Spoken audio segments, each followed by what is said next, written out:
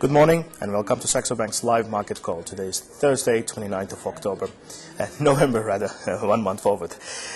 We had Polish base rate announcement yesterday. As expected, Polish Central Bank hiked the benchmark interest rates 25 basis points, thus bringing the key interest rates in Poland to 5%.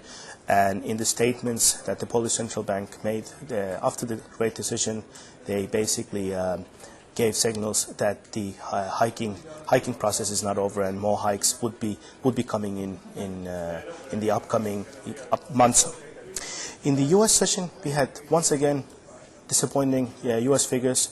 The existing home sales once again coming out in the negative territory, showing basically a regression in the number of existing homes being sold. The figure was minus 1.2 for the month of October against an expectation of minus 0.8. Likewise, the durable goods order also for the month of October came out not only at negative but at a much greater negative percentage than expected. In the markets, we've seen some profit taking in the high yielders. Aussie dollars are retraced to 0.8830 after a major spike overnight. However, yen is broadly lower. We are seeing again some formation of carry trades. US dollar yen rather is now firmly above 110 and euro yen above 163. On the equity markets, it is basically gains across the board. All major European, American as well as Asian indices have closed in the positive territory, and Nikkei is actually at a 2-week high. And Nasdaq is the biggest gainer in the US, closing yesterday at 3.18% higher. For the fixed income, as would be expected when there is such a surge in the equity prices, the treasuries as well as European bonds and JGBs are lower, though the losses in the treasuries are much smaller than those in JGBs and European bonds. On the commodity front, the crude prices have gained $1 or so after the fire in the U.S. pipeline. Yesterday, the current price for the January contract is around $91 a barrel. Same consolidation can be seen in the gold prices. 807 is the last reading for the March contract, and the spot is trading around $805. On the wheat, we are seeing 8-week highs, and this is primarily on growth concerns. The March contract is now trading at 8.83 a bushel. So what's going on in the markets? Well, in contrast to what we've been hearing from the heads of Chicago and Philadelphia Reserve Banks, Fed Vice Chairman Donald Kahn came out yesterday stating that the credit turmoil could slow the U.S. economy more abruptly, more than what has been anticipated, and the market sort of took this as an indication that the rate cut is basically on the plates in December's rate decision. And this obviously helped the equity markets to a major rally, not only in the American but also in the Asian session. And this despite the fact, as mentioned before, that both the durable goods as well as the existing home sales disappointed yesterday. At the same time, it's interesting to see what is happening with the Chinese equities. Historically, this year has been the best year for Chinese equities by far the largest gains. However, in the last month or so, the Shanghai Composite Index has taken some big losses, both on regulatory as well as devaluation pressures. Shanghai Composite Index, in fact, is down 19% so far in the month of November. So this may indicate that the top has, for now, been reached in Shanghai Composite.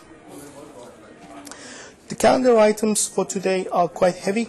We will start the day with a string of German figures, German unemployment change, is coming out at 8:55 GMT. Right thereafter, we have the Norwegian retail sales and unemployment rate coming out at 9 GMT, but the day really gets going in the afternoon with a string of Canadian and US figures starting at 13:30 GMT. We have the US GDP for the month for the third quarter, with an expected figure of 4.9%, as well as personal consumption, core PCE, initial jobless continuing claims, as well as new home sales. So indeed a string of important and key market moving data to be released from the US this afternoon.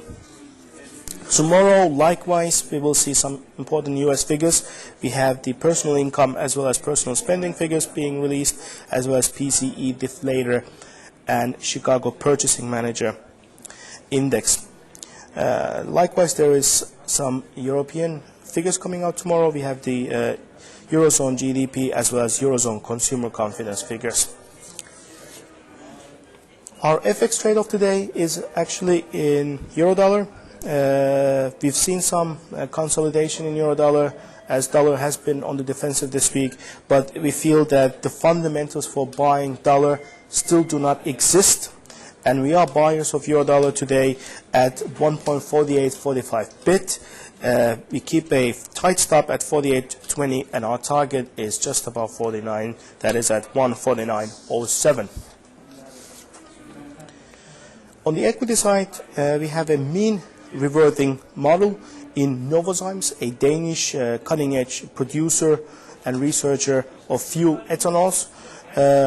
Our entry range is 545 to 555 Danish krones. We are keeping our stop loss at 510, and the target is at 606.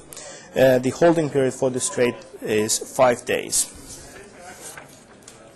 And finally, on the future side, we are looking at the crude prices. We feel that any surge up to $93 will basically give us an opportunity to sell. We saw yesterday, actually, that the crude inventory figures, or rather the draw on the crude inventories, was not quite as big as expected. So despite this fire on the U.S. pipelines, we feel that in the short run, the crude prices will correct lower. So we are sellers above 93 with a target of 87.50. Expect, however, to see some support line at 89.57. This is a 50-day moving average level, and this is also a good level to cover your short positions. But indeed, sellers above 93 with a target of 87.50. That is it for me today. Thank you very much, and join us tomorrow again. Bye-bye.